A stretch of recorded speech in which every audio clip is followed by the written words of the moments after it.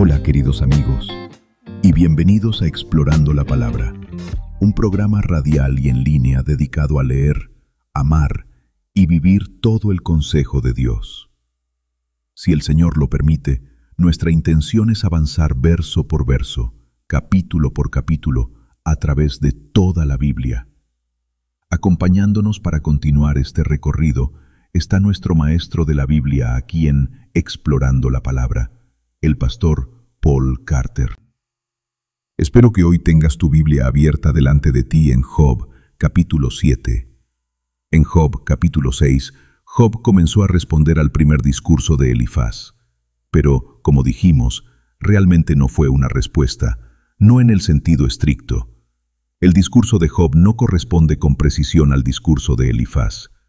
Él contesta algunas de las preguntas que se levantaron, pero luego como que se desvía, se corta y dice algunas cosas sueltas que, a simple vista, no parecen estar relacionadas con los puntos que se habían planteado antes. Muchos ven eso, por supuesto, como una señal de autenticidad. Y de hecho, así es como uno esperaría que argumenten las personas heridas. El dolor agota, el dolor cansa, y el dolor nos vuelve irracionales. Y hay algo de irracional en los discursos de Job. Él no está equivocado, pero tampoco está completamente en orden desde el punto de vista racional. Otra vez, recordamos la clave de Calvino. Los amigos de Job presentan una mala causa de manera bastante pulcra. Están equivocados, sí, pero son completamente racionales. En cambio, Job presenta una buena causa, pero lo hace mal. Él tiene razón, pero a menudo es impulsivo, precipitado, y más que un poco desorientado. Así que aquí Job comienza a contestar a sus críticos, pero luego se va por otro rumbo. Y la segunda mitad de su discurso, la que leemos aquí en Job, capítulo 7, es más bien un soliloquio. Job ahora está hablándose a sí mismo, y luego al final le está hablando a Dios. Le está rogando a Dios que ponga fin a su vida, y que considere su situación patética antes de que sea demasiado tarde. Job está literalmente por todos lados en este pasaje, y otra vez, eso es exactamente lo que esperaríamos de un hombre terriblemente herido. Oye ahora la palabra del Señor, comenzando en el versículo 1.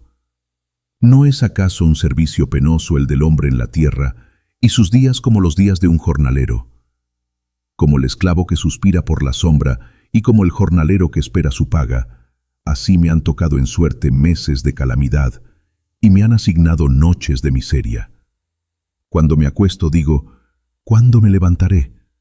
Pero la noche se alarga y doy vueltas hasta el amanecer. Mi carne se cubre de gusanos y de costras, mi piel se endurece y luego se abre de nuevo. Mis días pasan más rápido que la lanzadera del tejedor y llegan a su fin sin esperanza. Esto parece ser lo último que Job le dice a sus amigos en este discurso. Pero ese comentario, esa observación acerca de la experiencia humana, lo lleva a empezar a reflexionar en voz alta, como hablando al aire, acerca de su propio sufrimiento particular. Y eso, después, se transforma en una súplica directa a Dios, ya en forma de oración. Y la pregunta que Job hace aquí merece nuestra atención. Job señala el hecho de que, en general, la vida humana es difícil, bastante parecida a la experiencia de un trabajador contratado por jornal, un jornalero. Creo que vale la pena ver esto precisamente por el contraste que proporciona con la declaración extraña y francamente rara que hizo Elifaz cuando dijo que él nunca en su vida había visto una excepción a la regla general, que la gente buena es bendecida y la gente mala es maldecida. Elifaz dijo, de manera casi risible, que nunca había observado a una persona buena viviendo una vida difícil. Eso solo prueba que la riqueza de Elifaz lo había blindado por completo de la experiencia humana normal. Y probablemente lo mismo había sido cierto de Job, hasta que su sufrimiento le mostró lo contrario. Y creo que esa es una de las conclusiones prácticas que podemos sacar. El sufrimiento engendra un sentido de identificación con la condición de la humanidad en general. El sufrimiento nos vuelve más capaces de identificarnos. El sufrimiento nos vuelve más capaces de sentir junto con otros. Eso es, literalmente, lo que significa la palabra simpático o compasivo, sentir con. El sufrimiento hace que sintamos con los que sufren. Esa es una de las razones mencionadas en la Biblia para explicar por qué personas buenas y piadosas, personas verdaderamente creyentes, a veces atraviesan sufrimientos profundos. En segunda carta a los Corintios, capítulo 1, versículos 3 y 4, el apóstol Pablo dice: «Bendito sea el Dios y Padre de nuestro Señor Jesucristo, Padre de misericordias y Dios de toda consolación, quien nos consuela en todas nuestras tribulaciones, para que podamos también nosotros consolar a los que están en cualquier tribulación, con el consuelo con que nosotros somos consolados por Dios». ¿Estás escuchando eso?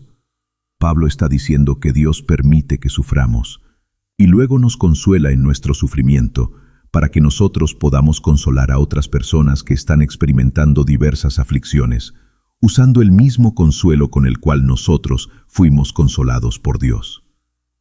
Dios permite que su pueblo sufra, y al menos esta es una de las razones, para que puedan identificarse con los muchos heridos del mundo y puedan ministrarles con ternura y con verdad. Ahora, eso no es la respuesta completa a la pregunta del sufrimiento, pero sí es un factor que debe considerarse, un factor real. Job, de repente, se da cuenta de la condición humana. Se da cuenta de que, por lo general, la gente en este mundo sufre. La vida es dura, la vida pesa, y las cosas no parecen ir de la manera que, en nuestro interior, sentimos que deberían ir.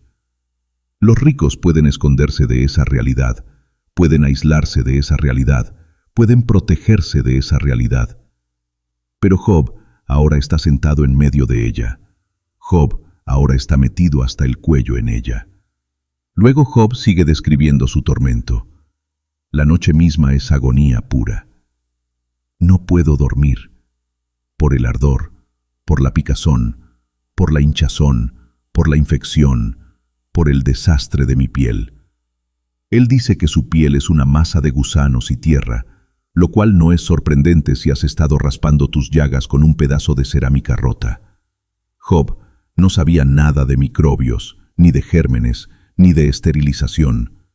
Nadie sabía esas cosas hasta hace relativamente poco. Así que Job ha empeorado una situación ya terrible y no puede encontrar ni un solo momento de alivio, ni un solo momento de respiro. En el versículo 7, y ya se nota claramente que le está hablando a Dios, Job dice: «Recuerda que mi vida es un soplo. Mis ojos no volverán a ver el bien. El ojo que me mira no volverá a verme. Tus ojos me buscarán, pero yo ya no estaré. Como la nube se disipa y se desvanece, así el que desciende al sepulcro no volverá a subir. No volverá jamás a su casa, y su lugar ya no lo reconocerá». Aquí Job le recuerda a Dios que la vida humana es muy corta. Así que, si Dios va a hacer algo, Job está diciendo que tiene que hacerlo ahora. Job no va a durar mucho más. Él puede sentir cómo la vida se le está yendo, cómo la fuerza vital se le escurre. En el versículo 11, Job dice: «Por eso no refrenaré mi boca, hablaré en la angustia de mi espíritu, me quejaré en la amargura de mi alma». Y aquí aparece una expresión clara de la fe de Job. Él sabe que su tiempo es corto. Él sabe que su situación es desesperada. Por eso no refrenará su boca. Job nunca deja de clamar a Dios. «Dios, necesito una respuesta. Dios, necesito liberación. Señor, necesito saber que tú me ves». Job sufre y agoniza como un creyente. Nunca busca ayuda en otro lugar. Nunca se va a otro sitio. Así que, mientras tenga aliento, seguirá tocando la puerta de Dios. Mientras tenga aliento, seguirá golpeando la puerta de Dios. Y el hermano tiene preguntas fuertes. En el versículo 12, Job dice: «¿Soy yo el mar o un monstruo marino para que me pongas guardia? Cuando digo, mi cama me consolará, mi lecho aliviará mis quejas, entonces me espantas con sueños y me aterrorizas con visiones, hasta el punto de que preferiría ser estrangulado. Preferiría la muerte antes que seguir viviendo así. Aborrezco mi vida. No quiero vivir para siempre. Déjame, pues mis días son un soplo. Y luego dice, ¿qué es el hombre para que lo engrandezcas y para que pongas tu corazón en él y lo visites cada mañana y lo pruebes a cada momento? ¿Hasta cuándo no apartarás de mí tu mirada, ni me dejarás tranquilo, aunque sea para tragar mi saliva? Aquí Job está diciendo, ¿soy yo un monstruo marino? ¿Soy yo una criatura mítica? ¿Soy yo alguna clase de bestia legendaria para que tú hayas bajado del cielo a hacerme guerra? Yo soy un ser humano pequeño. Yo soy un ser humano débil. Yo soy un ser humano limitado. ¿Por qué estás tan interesado en mí ahora? ¿Por qué este enfoque tan intenso?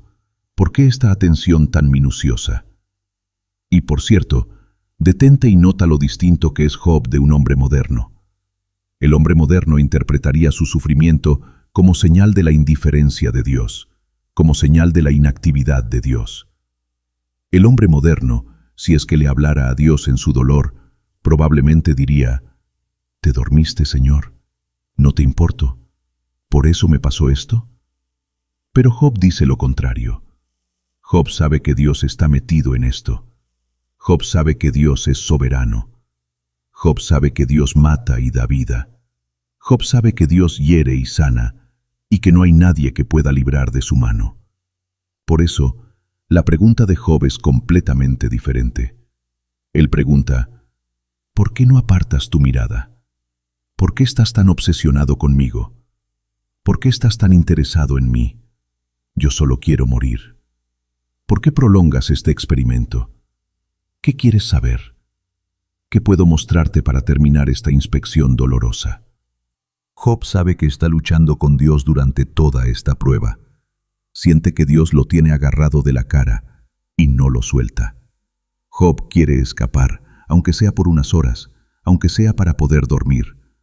Pero incluso en el sueño, Dios está allí, probándolo, examinándolo, aterrorizándolo. ¿Por qué no apartas tu mirada? ¿Por qué no me dejas? ¿Qué es lo que quieres de mí? Eso es lo que Job está preguntando aquí. Y él no tiene los recursos teológicos necesarios para contestar su propia pregunta. Lo vemos en los versículos 20 y 21. Si he pecado, ¿qué te he hecho a ti, oh vigilante de los hombres? ¿Por qué me has puesto como tu blanco hasta convertirme en una carga para mí mismo? ¿Por qué no perdonas mi transgresión y no quitas mi maldad? Porque pronto yaceré en el polvo, me buscarás, pero ya no existiré. La teología de Job es, en lo básico, la misma que la de sus amigos. Él cree en una conexión directa entre el pecado y el sufrimiento. Por lo tanto, piensa que el perdón de Dios es la única salida del sufrimiento punitivo, del sufrimiento retributivo. Pero aquí está el problema. Job ya ha ofrecido sacrificios por el pecado. Lo vimos haciendo eso en Job, capítulo 1. Y él no es consciente de ningún pecado enorme, ningún pecado descarado, ningún pecado con mano alzada, como podríamos decir, que justificara este tipo de atención en primer lugar. Así que clama a Dios y pregunta, Señor, ¿qué he hecho para ofenderte tanto? ¿Cómo he provocado tu ira, tu irritación? Dime qué hacer para reparar. Yo quiero arreglar las cosas antes de partir de esta tierra para siempre. Háblame pronto, Señor, porque estoy pereciendo. Yo creo que podrías argumentar que este es el punto más cercano a pecar al que Job llega en todo el diálogo. Y recuerda, yo he dicho que bastante de lo que Job dice no debería ser pesado demasiado. Mucho de lo que dice son palabras para el viento, el sonido de un animal herido gimiendo en una zanja. Pero en la medida en que dice cosas coherentes e inteligibles, estas cosas, entre todas esas cosas, son las que más se acercan al pecado y al error, sin cruzar del todo la línea. D.A. Carson dice aquí que, lejos de confesar pecado, Job le está diciendo a Dios que lo está molestando, que lo está tomando de punto, o que, si él ha pecado, no ha hecho nada que merezca este nivel de atención minuciosa y de juicio doloroso. De hecho, Job se queda a un suspiro, a un pelo, a un suspiro de insinuar que Dios mismo no es del todo justo. Y sin embargo, Job mantiene su integridad, es decir, por un pelo, por un cabello, por una pura hebra, Job mantiene su integridad. Él llega justo al borde y se detiene.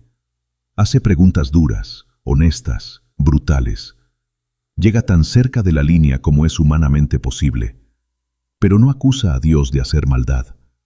No acusa a Dios de obrar mal, pero sí admite que no puede ver ninguna otra opción legítima. Y al parecer, eso está bien. Tú puedes expresar tu comprensión limitada a Dios. Tú puedes decir, Dios, yo no veo otra forma de mirar esto. Tú puedes decir, ¿cómo puede esto significar otra cosa que no sea que tú eres cruel o indiferente conmigo, Dios? Puedes hacer preguntas así, porque preguntas así dejan espacio para factores legítimos que están más allá de tu estado presente de conocimiento. Esas son las preguntas de una criatura finita a un creador infinito y permanecen, apenas, justo dentro del reino de la fe. Gracias a Dios. Y gracias por escuchar otro episodio de Explorando la Palabra. Gracias por acompañarnos en este episodio de Explorando la Palabra. Que el Señor te bendiga y te fortalezca mientras sigues confiando en Él.